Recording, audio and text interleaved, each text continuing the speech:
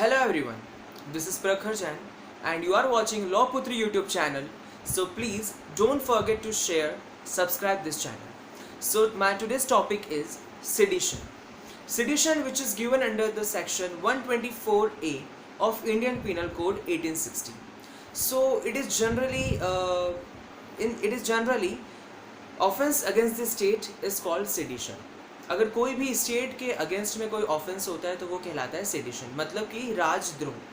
जैसा कि आज हम देखते हैं कि राजद्रोह बहुत ही चर्चे में चल रहा है कि क्या, जैसे अभी थोड़े दिन पहले ही एक मुद्दा आया था कि क्या अनुराग ठाकुर ने राजद्रोह किया।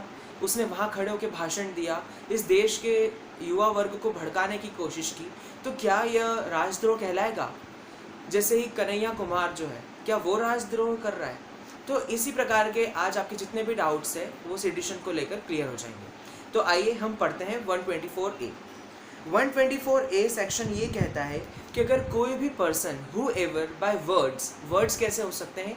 या तो लिखित या तो मौखिक, इधर बाय वर्ड्स स्पोकन और रिटन।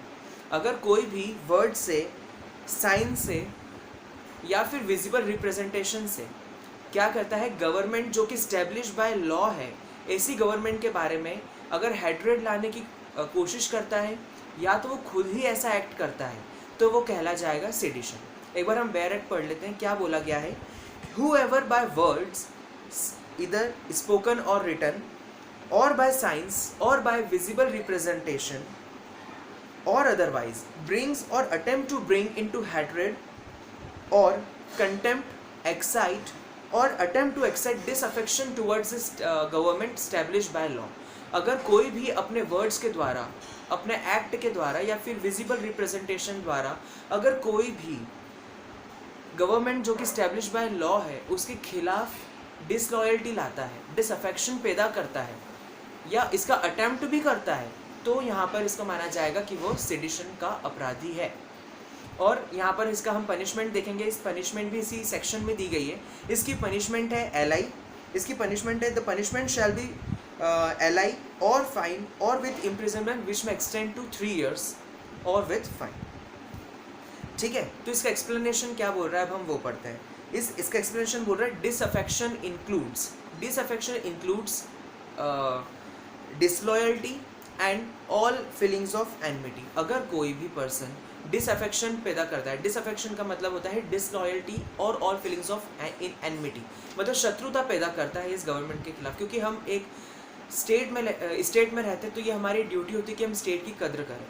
तो अगर कोई भी स्टेट के बारे में उल्टा सीधा बोलता है या कोई भी गलत चीज़ बोलता है स्टोरी के द्वारा, ड्रामा के द्वारा, विजिबल रिप्रेजेंटेशन के द्वारा, तो वो हम कहा जाएगा कि वो सेडिशन का दोषी है। इसका एक्सप्लेनेशन सेकंड क्या बोलता है कि अगर कोई भी इंसान comment expressing disapprobation of the measures of the government with a view to obtain their alteration by lawful means. अगर कोई भी इंसान क्या करता है कि लॉफुल तरीके से अगर गवर्नमेंट के कोई भी अल्ट्रेशन लाना चाहता है या फिर विदाउट और उसमें क्या होना चाहिए कि वो एक्साइट ना करे या अटेम्प्ट ना करे लोगों को भड़काने के, अगर वो बिल्कुल शांतिपूर्ण तरीके से अगर अपनी बात रखता है गवर्नमेंट के सामने तो उसे माना जाएगा कि वह सेडिशन नहीं है। क्या लिखा है, do not constitute an offence under this section.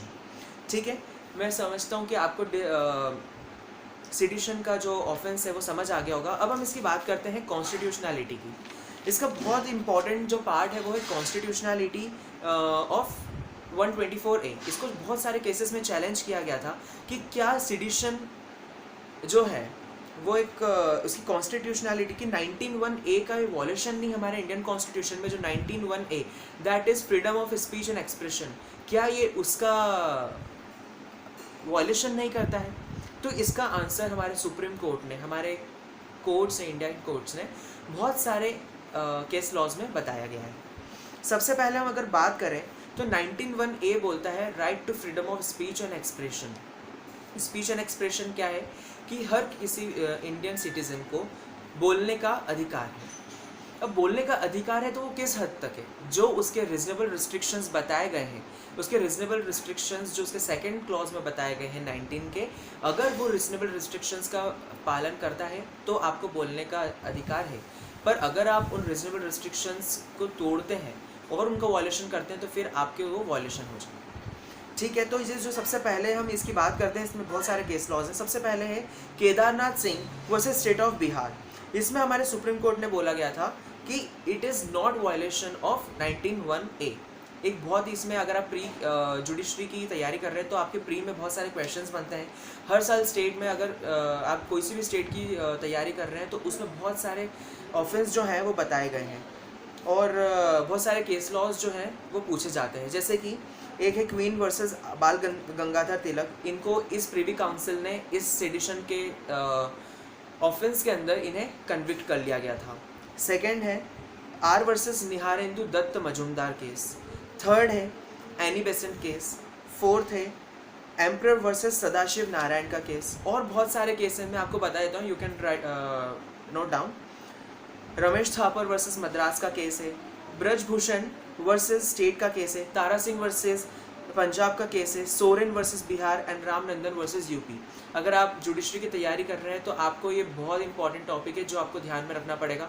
So thank you guys for watching and please don't forget to subscribe this channel, share, like and comment. Thank you, have a nice day.